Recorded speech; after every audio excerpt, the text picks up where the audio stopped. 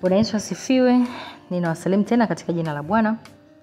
Na wakaribisha tuendelee kujifunza somo letu hili linalosema kwa nini dhambi iliruhusiwa. Hii ni sehemu ya 3 na nafikiri itakuwa ni sehemu ya mwisho katika somo hili linalosema kwa nini dhambi iliruhusiwa. Leo kabla hatujaenda kwenye leo, tulijifunza habari za somo lililopita, tulijifunza habari za Lucifer. Alianzisha mapambano mbinguni, alipoanzisha vurugu na kuwashawishi malaika kwa ajili ya kutaka usawa na kutotii sheria na serikali ya mbinguni. Lakini tumeona jinsi alivyoanguka na alivyowasababisha na malaika wengine pia nao wakaanguka. Lakini si hivyo tu, tumeona jinsi alivyowadanganya malaika kusema kwamba wamesha kwenda mbali sana, hawangeweza kusamehewa, na Mungu alipata taarifa kwamba Mungu kwa kupitia sheria yake, kwa sababu wameivunja, wale ambao watasalimu amri na kuanza kuitii tena sheria ya Mungu watanyang'anywa vyeo vyao na kuweza kushushwa chini zaidi. Sasa tuendelee kujifunza tuone ni kweli, je, alichokuwa anakisema ni cha kweli? Anasema kwamba shetani mwenyewe alivyohusika, alivyohusika ilikuwa kweli kwamba alikuwa amekwenda mbali asiweze kurudi, lakini si mbali kiasi hicho kwa wale waliokuwa wamepofushwa na madanganyo yake. Ushauri na kusihi kutoka kwa malaika watakatifu kulifunga mlango wa matumaini kwao, na kama wangeisikia maonyo wangeweza kuvunja mitego ya shetani. Lakini kiburi, kumpenda kiongozi wao na tamaa ya uhuru viliruhusiwa, na kusihi kwa upendo wa mbinguni kulikataliwa. Hawa malaika baada ya kuona kwamba wameanguka wakataka kurudi. Maandiko yanasema si kwamba walikuwa wamekwenda mbali kiasi kwamba walikuwa hawawezi kurudi, lakini kitu ambacho kilifanya wasirudi ni nini? Ni kiburi. Kiburi ndio kilisababisha wasirudi, kurudi kujisalimisha tena katika serikali ya Mungu. Lakini pia walikuwa wanasema kwamba walikuwa wanampenda kiongozi wao, lakini tamaa ya uhuru ya kusema kwamba tuwe huru bila sheria, bila chochote, tuendelee tu hata bila sheria. Sisi ni malaika, tunaweza tukajiongoza wenyewe na tukaweza tukatenda na kumtii Mungu pasipo sheria, kwa sababu sisi ni malaika na tuna uwezo na tuna nguvu. Hiyo tamaa ya kutaka uhuru wa kuishi bila sheria ilisababisha wasiweze tena kufanyaje? Kurudi katika kuitii serikali ya mbinguni. Mungu alimruhusu shetani kuendelea na kazi yake hadi roho ya kutoridhishwa ilipokomaa na uasi kamili. Ilikuwa lazima mipango yake ikamilike ili asili yao halisi na tabia vionekane wazi na wote. Lucifer kama kerubi aliyetiwa mafuta alikuwa akiheshimiwa sana, alikuwa akipendwa sana na viumbe wa mbinguni, na mvuto wake kwao ulikuwa na nguvu.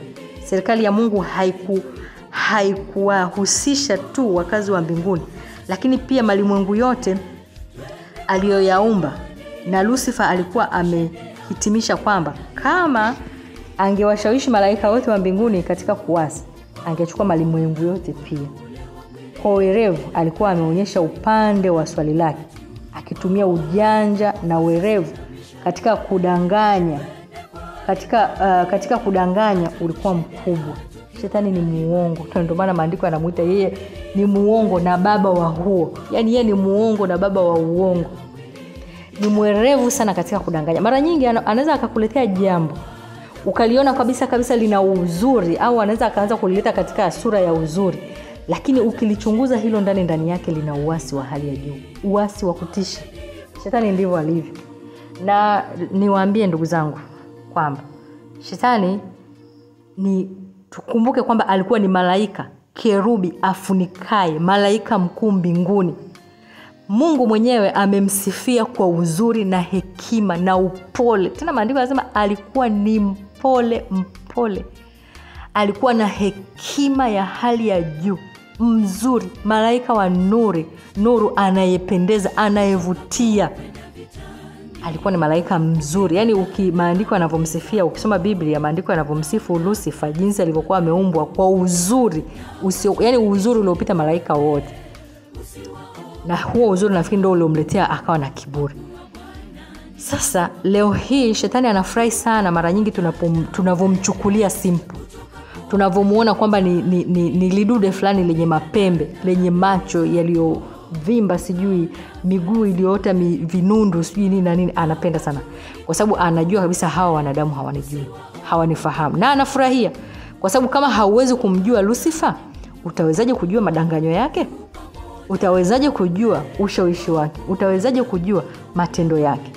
Ni lazima umjue yeye kwanza, alafu ndipo unaweza kuyajua matendo yake. Kiukweli anapokujia kama mtu kama Lucifer, kama shetani leo hii, maana tuongelee kuhusu Lucifer tena, tunaongelea kuhusu shetani. Kama shetani akija kwa lengo la kukuonyesha sura yake halisi kwamba mimi moyo wangu ni huu, kwamba nataka leo wewe uende ukazini, ufanye dhambi, umwasi Mungu, uache sheria ya Mungu, alafu uende motoni. Hakuna mwanadamu ambaye angefanya dhambi. Wote tungebaki upande wa Mungu. Lakini anakuja katika lugha nzuri, katika matamshi mazuri ya kupendeza. Anakuja katika sura inayovutia, lakini ndani yake kukiwa na mtego mkubwa ambao utakupeleka katika maangamivu. Na ndio maana anasema kwamba tunatakiwa kujifunza neno la Mungu vizuri kwa bidii ili tuweze kujua hila na madanganyo ya shetani. Kwa sababu tusipojifunza neno la Mungu hatuwezi kujua hila zake. Hatuwezi kujua madanganyo yake. Atatuletea mambo tutaona ni mazuri, tutaona ni sawa, lakini kumbe ndani yake yana hila za shetani. Lakini ndani yake yana uovu ndani yake. Na mwisho wa siku yanatupelekea katika nini? Maangamizi. Kwa hiyo hapa wakati ameasi mbinguni, akawa ameplani kwamba hata akiweza kuwashawishi malaika mbinguni wote akawawini, ataweza kuwashawishi na kuiangusha malimwengu mengine yote. Na ndio maana aliposhuka duniani akakutana na Adam, aliona kwamba Adam ni kitu dhaifu sana na ni rahisi sana mimi kumwangusha na kumtia katika dhambi ya kutotii sheria ya nani? Sheria ya Mungu.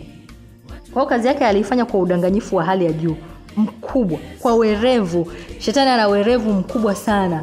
Tusimchukulie kwamba ni kiumbe ambacho labda pengine unaweza ukamshinda tu kwa kushika Biblia na kulala na Biblia kichwani na kutembea na rosari kwenye kifua na kutembea sijui na maandiko matakatifu mkononi. Hapana. Tutamshinda shetani kwa kuliweka neno la Mungu mioyoni mwetu, kwa kulisoma. Tutamjua vizuri na tutamuelewa. Tusidhani kwamba tu tukisema toka anatoka, hawezi kutoka. Ukisema tu nenda anaenda, hawezi kwenda. Niwape mfano jamani. Shetani wakati Petro anazungumza na Yesu alikuwepo pale mwenyewe. Yesu mwenyewe alikuwepo pale, mwana wa Mungu, wakati anaongea na Petro. Lakini pale shetani alimuingia Petro. Na Yesu akamwambia, toka kwangu shetani, rudi nyuma. Pale. Muangalie hiyo nguvu ambayo ilimbeba Yesu kutoka pale jangwani ikampandisha mpaka katika kinara cha Yerusalemu. Uone ni nguvu ya aina gani? Mwana wa Mungu wa mbinguni, yani alimbeba kama katoto na hisi, akamchukua akampeleka mpaka katika kinara cha Yerusalemu. Wewe mwanadamu ni nani? Ni nani kiasi kwamba uone kwamba tu shetani toka atoke, ushindwe ashindwe? Hapana. Tunahitaji nguvu ya ziada ya kuweza kumshinda. Nguvu ile iliyomshinda mbinguni, nguvu ile iliyomshinda pale Kalvari, ndio tunayohitaji kwa ajili ya kutusaidia tuweze kumshinda na sisi katika majaribu, katika hizi hila ambazo anatuonyesha. Maana anasema kwamba alifanya hayo yote kwa werevu na akionyesha yani kwa ujanja na werevu wa hali ya juu. Kwa kujiweka mwenyewe katika nafasi ya udanganyifu alifanikiwa.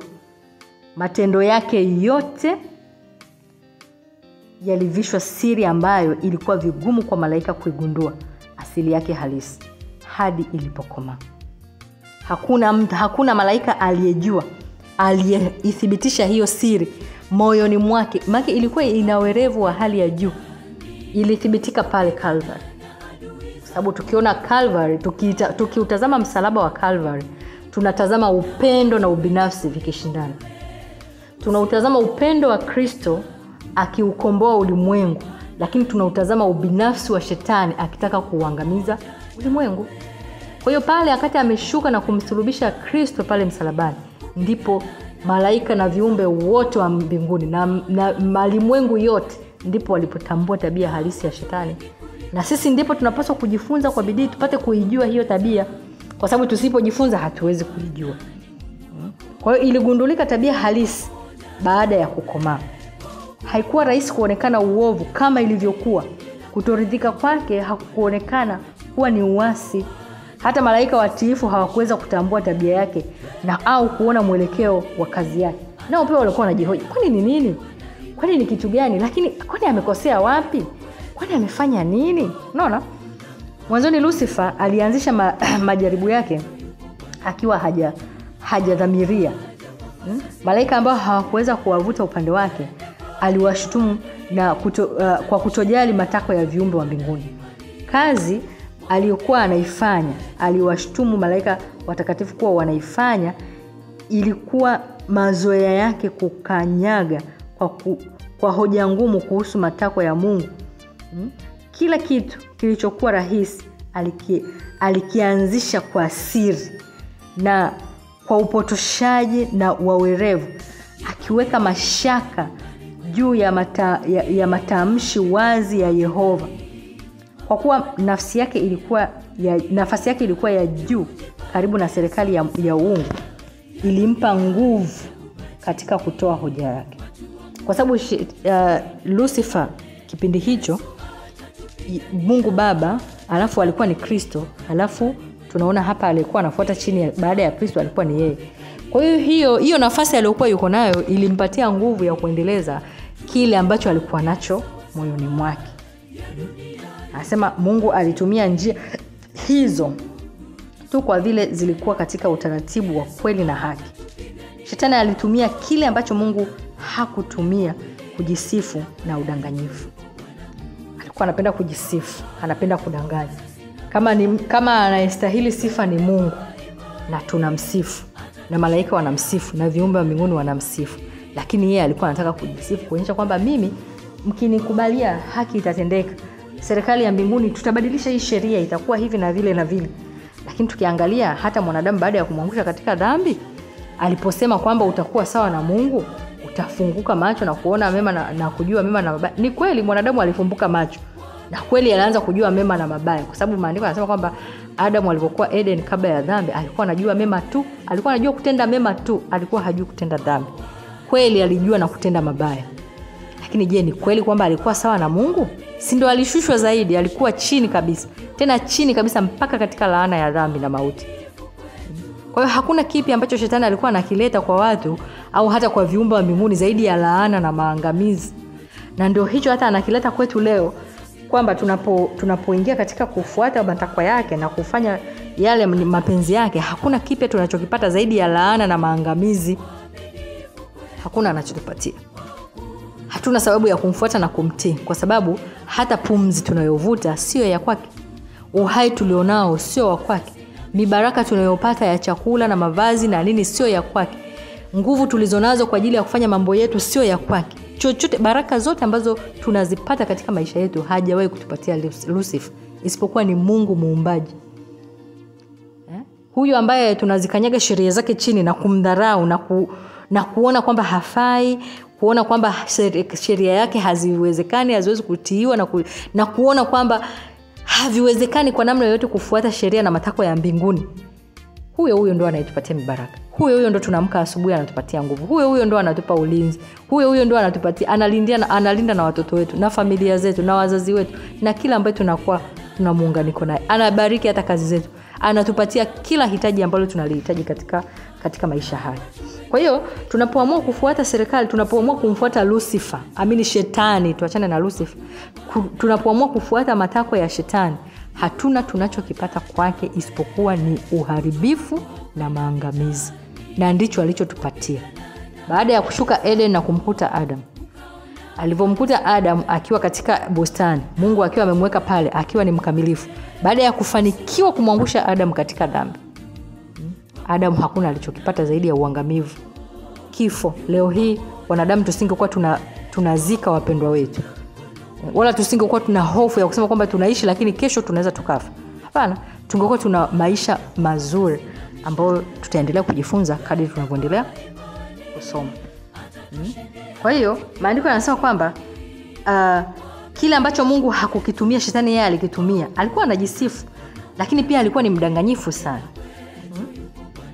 Lakini pia anasema alipanga kupotosha neno la Mungu na kuvuruga mpango wa serikali yake, akidai kwamba Mungu hakutenda haki katika kutoa sheria kwa malaika, kwamba katika kutaka kujisalimisha na utii kutoka kwa viumbe wake alikuwa anatafuta kujikweza mwenyewe. Kwa hiyo ilikuwa lazima kutoa kielelezo mbele ya wakazi wa mbinguni na malimwengu yote kwamba serikali ya Mungu si ya haki, sheria yake timilifu si ya haki. Shetani alifanikiwa kuonyesha kwamba yeye mwenyewe alikuwa anautakia ulimwengu mambo mazuri. Tabia sahihi ya mwenye nguvu na lengo lake halisi lazima vijulikane kwa wote. Alikuwa na wakati wa kujifunua mwenyewe kwa kazi zake za uovu. Kwa kutokukubali kwake ambako amekuonyesha mbinguni, shetani alishtaki serikali ya Mungu. Alitangaza kuwa mabaya yote ni matokeo ya uongozi wa mbinguni. Alidai kwamba lilikuwa lengo lake kuboresha kufikia malengo yake, uwezo wake wa sheria, na hivyo anasema hivyo Mungu alimruhusu kudhihirisha asili ya madai yake, kuonyesha mapendekezo yake yakifanya kazi katika sheria ya mbinguni. Kazi yake lazima iwe kinyume na yeye mwenyewe. Shetani alidai tangu mwanzo kwamba hakuwa muasi. Ulimwengu wetu wote lazima uone mdanganyifu akifunuliwa. Ni lazima shetani ajidhihirishe kwa matendo yake. Mungu asingeweza kuchukua jukumu la kusema amuue na kumwangamiza shetani mara moja. Isingewezekana. Angeweza, lakini visingewezekana kwa jinsi Mungu alivyo na tabia ya upendo na uvumilivu. Ni lazima yeye mwenyewe ajidhihirishe kuonyesha tabia yake na uovu uliopo moyoni mwake, ili kwamba kila dunia yote ijue, malimwengu yote yajue, yaone tabia yake. Hata baada ya kutupwa kutoka mbinguni, hekima isiyo na mwisho haikumharibu shetani. Kwa vile anasema kwa vile utumishi wa upendo ndio pekee unakubalika na Mungu, utii wa viumbe wake lazima utokane na uthibitisho wa haki na ukarimu wake. Wakazi wa mbinguni na malimwengu wakiwa hawakuandaliwa kukabili asili ya matokeo ya dhambi, wasingeona haki ya Mungu katika kumwangamiza shetani. Kama angefutiliwa mbali asionekane, baadhi wangemtumikia Mungu kwa hofu na si kwa upendo. Mvuto wa udanganyifu usingeharibiwa kabisa, wala roho ya uasi isingekuwa imefutwa. Kwa ajili ya ulimwengu wote katika vizazi visivyokoma, alipaswa aendeleze kufunua kanuni zake, ili shitaka lake dhidi ya serikali ya mbinguni liweze kuonekana na viumbe wote katika hali yake halisi, na kwamba haki na rehema ya Mungu na kutobadilika kwa sheria yake kuweza kuwa wazi pasipo na mashaka. Kwa kama Mungu angeamua kumwangamiza shetani, kwa sababu hata baada ya kufukuzwa mbinguni, alivyoshushwa hapa duniani, Mungu bado hakumwangamiza. Kwa sababu anasema kama angemwangamiza shetani, watu wa kweli, viumbe wangeendelea kumtii Mungu, lakini kwa hofu na uoga, na hiyo roho ya shetani ingeendelea kuendelezwa. Sasa ili iweze kukomeshwa, ilibidi shetani afunue tabia yake halisi, aonekane kwa uwazi, kila kiumbe kione tabia halisi ya shetani. Na hii anasema inapelekea kwamba Mungu anataka kwamba kila kiumbe chake, kila kitu kiwe na utumishi wa upendo. Yani usijilazimishe kusema ninatii tu kwa sababu ninaogopa kuangamizwa. Ninatii, hapana. Kila mtu ajifunze, ajue upendo halisi wa Mungu. Akishajifunza huo upendo, yeye mwenyewe ajitoe katika kumtumikia nani? Katika kumtumikia Mungu. Kwa hiyo tabia hii ya shetani anasema visingeweza kukomeshwa mara moja. Kwa hiyo ilipaswa aendelee kufunua kanuni zake, ili shtaka lake hili la kuishtaki serikali ya mbinguni liweze kuonekana na viumbe wote katika hali yake halisi, kwamba je, ni kweli anavyoishtaki serikali ya mbinguni kwamba haina haki, haina rehema? Ni kweli sheria ya Mungu haikubaliani na mapenzi haikubaliani na matakwa ya wanadamu? Kwa hiyo ni lazima kila kitu, tabia yake na kila kitu chake kionekane pasipo mashaka. Uasi wa shetani umekuwa somo la ulimwengu wote katika vizazi vyote vilivyo ushuhuda wa kudumu wa asili na matokeo ya dhambi. Kufanya kazi kwa utawala wa shetani, madhara kwa wanadamu na malaika, kunapaswa kuonyesha kitakachokuwa tunda la kuweka kando mamlaka ya mbinguni.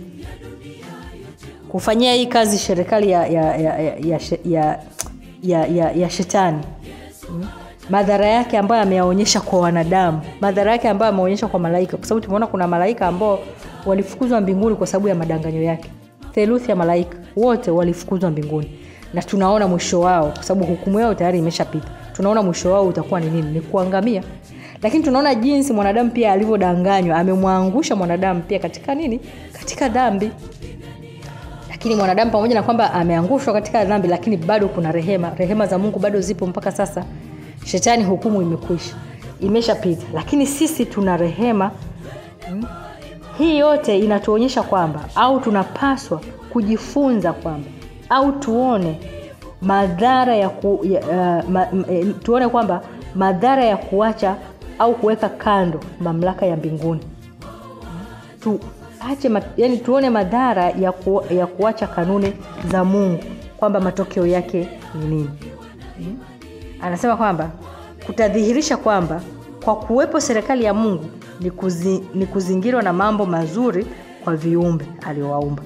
Hivyo historia ya jaribio la hatari la uasi ni tahadhari kwa viumbe wote watakatifu, kuwakinga wasidanganyike na asili ya uasi, kuwalinda wasitende dhambi na kupata adhabu yake. Anayetawala mbinguni ndiye aonaye mwisho tangu mwanzo, ambaye siri zilizopita na zijazo zi wazi mbele yake, ambaye mbele zaidi ya ole na giza na machafuko yalioletwa na dhambi hufikia hitimisho la matakwa yake ya upendo na mibaraka. Ingawa mawingu na giza vya mzunguka, haki na hukumu ni msingi wa kiti chake cha enzi. Hiyo tunasoma katika kitabu cha Zaburi 97 fungu la 2. Na hawa ndio wakazi wa ulimwengu, watiifu, wasio watiifu. Siku moja watafahamu kazi yake ni kamilifu, maana njia zake zote ni haki.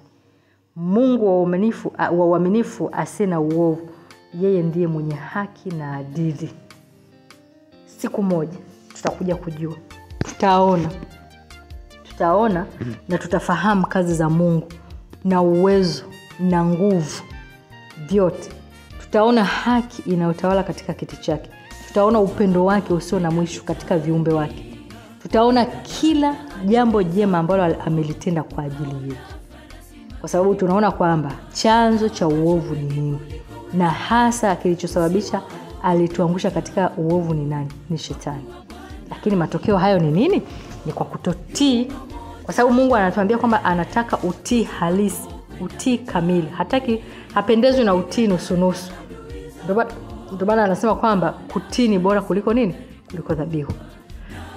Serikali ya mbinguni inatawaliwa na utii wa dhamiri iliyo huru.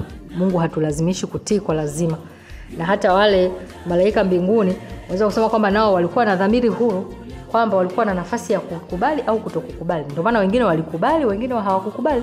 Kuna wengine walikuwa ni vuguvugu ambao walikuwa wanasubiria kwamba atakayeshinda ili shindano ili pambano hili, atakayeshinda sisi ndio tutaenda naye. Hao pia nao walifukuzwa wapi? Walifukuzwa mbinguni, na ni miongoni mwa wale theluthi ya malaika waliotoka mbinguni. Ndugu zangu, rafiki zangu, rehema bado ipo kwetu sisi tulio hai. Maandiko yanasema Mungu hakufurahi kufa kwake mwenye dhambi.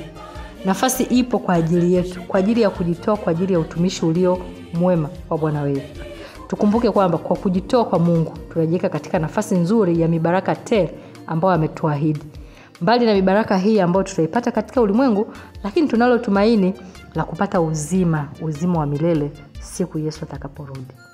Niwaombe na niwatakie kwa neema ya Bwana na kwa uwezo na kwa nguvu zake atuwezeshe sote kuweza kuisikia sauti yake, lakini pia tuweze kulitii neno lake katika kweli, na siku moja atakapokuja sisi sote tuweze kupata nafasi ya kuingia katika uzima wa milele. Basi Mungu awabariki. Tukutane tena wakati mwingine katika somo lingine. Asanteni sana. Yesu atatupigania.